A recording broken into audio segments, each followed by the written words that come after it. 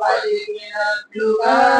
చిరునవ్వులు చిందించినట్లుగా ప్రేమాచర్యం ఏమద్భుతం ఏదో తెలియని ఆనందం ప్రేమాచర్యం ఏమద్భుతం ఏదో తెలియని ఆనందం